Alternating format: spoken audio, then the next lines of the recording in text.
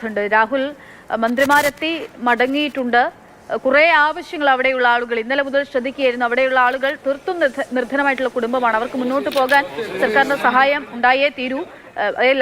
ലൈഫിന്റെ വീട് പോലെ ഇവർക്ക് കിട്ടിയിട്ടില്ല എന്നൊക്കെയുള്ള പ്രതികരണങ്ങളൊക്കെ ഇന്നലെ കേൾക്കുന്നുണ്ടായിരുന്നു. അങ്ങനെ കുറെ ആവശ്യങ്ങൾ പറയുന്നുണ്ട് മന്ത്രിമാരോടൊക്കെ. എന്തൊക്കെയാണ് അവിടെയുള്ള ജനങ്ങൾ പറയുന്നത്? എന്തൊക്കെ ഉറപ്പുകൾ അവർക്ക് ലഭ്യമായിട്ടുണ്ട് കുടുംബത്തിന്?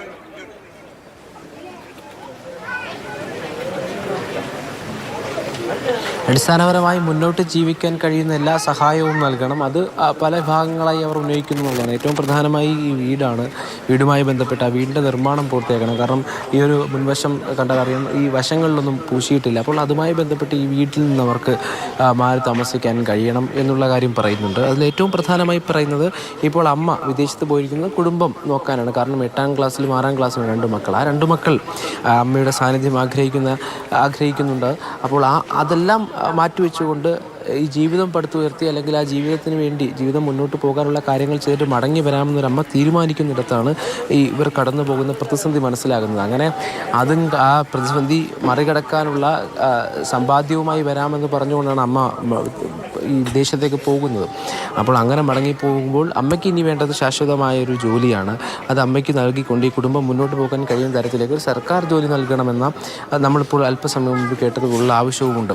ഏതായാലും ഇത്തരത്തിലുള്ള ആവശ്യം ജോലിയുമായി ബന്ധപ്പെട്ടത്, പിന്നെ ഈ താമസിക്കുന്നിടത്തെ അടിസ്ഥാന സൗകര്യങ്ങളുമായി ബന്ധപ്പെട്ട ആവശ്യമാണ് ഉന്നയിക്കുന്നത്. ഇവിടെ ഏറ്റവും പ്രധാനപ്പെട്ടൊരു കാര്യമാണ് നേരത്തെ ദിവീഷ് സൂചിപ്പിച്ചത്. ഇതിൻ്റെയൊക്കെ പരിധി എന്താണ് എന്നുള്ളതാണ്. കാരണം ഈ ഒരു പ്രശ്നം മുന്നിലേക്ക് വന്നപ്പോൾ വകുപ്പുകളെല്ലാം തങ്ങൾ ഈ പ്രശ്നം ഉന്നയിച്ചതിൻ്റെ ഓഡിയോ പുറത്തുവിടുന്നു, തങ്ങൾ ഈ പ്രശ്നം ഉന്നയിച്ചതിൻ്റെ രേഖകൾ പുറത്തുവിടുന്നു. ഇതിൻ്റെ പരിധി എവിടെ? ഇതൊരു സ്കൂളാണ്. ആ സ്കൂളിൽ ഇത്തരത്തിൽ ലൈൻ കമ്പി കടന്നു പോകുമ്പോൾ ഒരു രേഖ അയച്ചോ ഒരു ഓഡിയോ അല്ലെങ്കിൽ അവർ ഈ സന്ദേശത്തിലൂടെ ഈ പ്രശ്നം ഉന്നയിക്കുകയോ മാത്രമാണോ ചെയ്യേണ്ടത്? ഇതിൻ്റെ പരിധി എവിടെയാണെന്നുള്ളതാണ്. കാരണം സ്കൂളിലാണ് ഇതുള്ളത്. അപ്പോൾ തങ്ങളുടെ ചുമതല അവിടെ അവസാനിക്കുന്നുണ്ടോ എന്നുള്ള തോന്നലാണ് ഓരോ ഉദ്യോഗസ്ഥർക്കും ഓരോ ജീവനക്കാർക്കും വേണ്ടത്. കാരണം ഇത് സ്കൂളാണെന്ന് തിരിച്ചറിവർക്കുണ്ട്. അതുകൊണ്ട് ഇതൊരു രേഖയിൽ ഒതുക്കാതെ അവർക്ക് മുന്നിട്ടിറങ്ങി ഇത് വലിയൊരു പ്രശ്നമായി ഉന്നയിച്ചുകൊണ്ട് ചെയ്യാൻ എന്തുകൊണ്ട് കഴിയുന്നില്ല? അങ്ങനെ പരിധി വല്ലതും ഉണ്ടോ?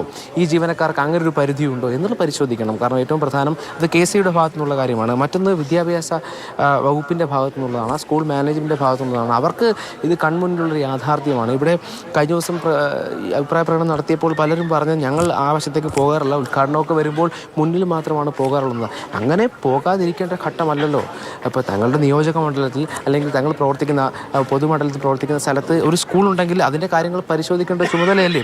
അപ്പോൾ ഈ പരിധി എങ്ങനെ ഉണ്ടാകും എന്നുള്ളത് തന്നെയാണ്. ആ പരിധി അങ്ങനെ തന്നെ ആയിപ്പോയത് കൊണ്ടാണ്, തങ്ങളുടെ ചുമതലയല്ല, ഇതൊരു ഉത്തരവാദിത്തമല്ല എന്ന് തോന്നുന്നിടത്താണ് ഈ പ്രശ്നങ്ങൾ ഉണ്ടാകുന്നത്. എന്തായാലും ഇപ്പോൾ 5:30 മണിക്ക്, ഏതാണ്ട് 5:30 മണിയോടുകൂടി KCBയുടെ എക്സിക്യൂട്ടീവ് എഞ്ചിനീയർ ഇവിടെ എത്തി KCB പ്രഖ്യാപിച്ച സഹായം 5 ലക്ഷം രൂപ കൈമാറും എന്നുള്ളത് തന്നെയാണ്. കാരണം സഹായം പ്രഖ്യാപിക്കുന്നു എന്നുള്ളത് ഇവർക്ക് ആശ്വാസമാകും. സഹായവും 5 ലക്ഷം 10 ലക്ഷം പ്രഖ്യാപിച്ചു. ഇതിപ്പോൾ ഒരു മനുഷ്യജീവൻ ഒരിക്കലും പരിഹാരമല്ല. ആ കുടുംബത്തിന് ഒരു അല്പം ആശ്വാസം എന്ന നിലയ്ക്കാണ് ഈ പണത്തെയൊക്കെ ഇപ്പോൾ വന്യജീവി ആക്രമണങ്ങളൊക്കെ ഉണ്ടാകുമ്പോഴും നമ്മൾ കാണുന്നത്. പക്ഷേ വന്യജീവി ആക്രമണം പോലും നമുക്കൊരു പരിധിക്കപ്പുറത്തേക്ക് പലപ്പോഴും മനുഷ്യന് അസാധ്യമായ നിലയിലാണ് അതിനെ. വനവകുപ്പിനും ചില സമയത്ത് പ്രായോഗികമായ ഒരുപാട് പരിമിതികളുണ്ട് എന്ന്. പക്ഷേ ഇവിടെ നമുക്കറിയാം ഇതൊരു ലൈൻ താഴ്ന്നു കിടന്നതിൻ്റെ ഒറ്റ പ്രശ്നമാണ്. അത് കൃത്യമായി അതിൻ്റെ ഉയരത്തിൽ അത് സ്ഥാപിക്കുക, അതിനോട് സുരക്ഷാ അളവ് കൃത്യമായി പാലിച്ചുകൊണ്ട് മാത്രം നിർമ്മാണ പ്രവർത്തനങ്ങൾ നടക്കുക. ഇതൊക്കെ കൃത്യമായ മാനദണ്ഡമല്ലേ? പ്രത്യേകിച്ച് ഒരു സ്കൂളിൽ നമുക്കറിയാം, ഒരു സ്കൂളിലേക്ക് ഒരു ഗസ്റ്റിനെ കൊണ്ടുവരണമെങ്കിൽ ആ ഗസ്റ്റിൻ്റെ പോലീസ് ക്ലിയറൻസ് വരെ നേടിയിട്ട് വേണമെന്നാണ് വിദേശ രാജ്യങ്ങളിലടക്കമുള്ള ചട്ടങ്ങൾ. നമ്മുടെ ഇവിടെ അതുപോലും പാലിക്കാതെ ഉണ്ടായ വിവാദങ്ങൾ നമ്മൾ കണ്ടാണ്. അപ്പോൾ ഒരു സ്കൂളിനെ എത്രത്തോളം സുരക്ഷിതമായിട്ടൊരു ഇടമായിട്ടാണ്, കാരണം ഒരു നാടിൻ്റെ മുഴുവൻ ഭാവിയാണ് ഒരു സ്കൂള്. അത്രയും ജാഗ്രതയും സുരക്ഷിതത്വവും പുലർത്തേണ്ട ഒരു സ്ഥലത്ത് അതിന് ആരൊക്കെയുണ്ട്? KCB ഉണ്ട്, സ്കൂളുണ്ട്, സ്കൂൾ മാനേജ്മെൻ്റ് ഉണ്ട്, വിദ്യാഭ്യാസ വകുപ്പുണ്ട്, പഞ്ചായത്തുണ്ട്. അങ്ങനെ എത്ര ലെയറായിട്ടാണ് ഇതിനെ ശ്രദ്ധിക്കാനും സംരക്ഷിക്കാനും ആളുകളുണ്ട്. പക്ഷേ ഇവരാരും ഒരാളുടെ പോലും ശ്രദ്ധ ഇക്കാര്യത്തിൽ ഉണ്ടായില്ല എന്നത് സത്യത്തിലൊരു മനുഷ്യജീവൻ, ഒരു പിഞ്ച് മകൻ, 13 വയസ്സുകാരനായ ഒരു മകനെ നഷ്ടപ്പെടുന്ന കുടുംബത്തിൻ്റെ വേദന എത്രത്തോളം ആഴത്തിലുള്ളതാണെന്ന് എല്ലാവർക്കും ബോധ്യമാകും. അത് വേണ്ടി വന്നു, അയ്യോ ഞങ്ങൾക്ക് തെറ്റുപറ്റി, ഇവിടെ പ്രശ്നങ്ങൾ ഉണ്ടായിരുന്നു എന്ന് പറയാൻ. എന്തൊരു കഷ്ടമാണത്.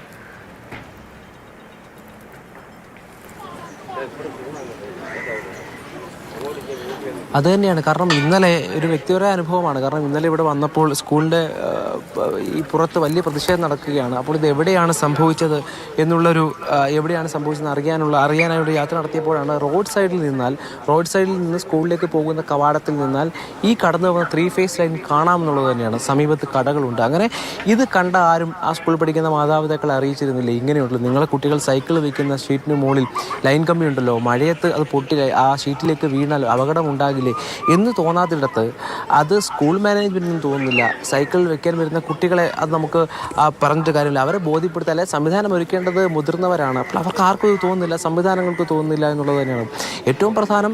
റോഡിൽ നിന്ന് ഈ സ്കൂളിലേക്ക് നോക്കിയാൽ ഈ കാര്യം കാണാമെന്നുള്ളത് തന്നെയാണ് ഏറ്റവും പ്രധാനപ്പെട്ട കാര്യം. ഇത് ഇത്രയും നാൾ കാണാതിരുന്നത് എന്തുകൊണ്ടാണ് എന്നുള്ളതാണ് ഏറ്റവും പ്രധാനപ്പെട്ട കാര്യം. ഈ നടപടി എടുക്കേണ്ട ഒരു ഘട്ടത്തിലേക്കൊക്കെ എത്തിയത് എങ്ങനെയാണ്? ഇന്ന് അനിയൻ പ്രതികരിച്ചപ്പോൾ അനിയൻ പറഞ്ഞത്, ഞാൻ 6ാം ക്ലാസ്സിലാണ്, 8ാം ക്ലാസ്സിലേക്ക് പോകുമ്പോൾ ചേട്ടൻ പഠിച്ച സ്കൂളിൽ പോകാനാണ് ഇരുന്നത്. കാരണം ഈ പ്രദേശത്തെ ഏറ്റവും മികച്ച സ്കൂളുകളിലൊന്നായാണ് ഈ തെവലക്കര ബോയ്സ് ഹൈസ്കൂൾ പറയുന്നത്.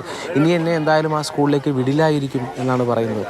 അവൻ നിരാശയോടെ പറഞ്ഞത്. അവന് പ്രത്യേകിച്ച് ആഗ്രഹങ്ങളൊന്നും ഇല്ലെങ്കിൽ പോലും ആ സ്കൂളിലേക്ക് ഇനി ആര് വിടുമെന്നാണ് നമുക്ക് ചിന്തിക്കേണ്ടത്. കാരണം ഇന്നലെ ആ പുറത്ത് നിന്ന് നോക്കുന്ന കുട്ടികളുണ്ടായിരുന്നു, ഈ സ്കൂളിലേക്ക് ഉറ്റുനോക്കുന്ന മാതാപിതാക്കളുമായി നോക്കുന്ന കുട്ടികളുണ്ടായിരുന്നു.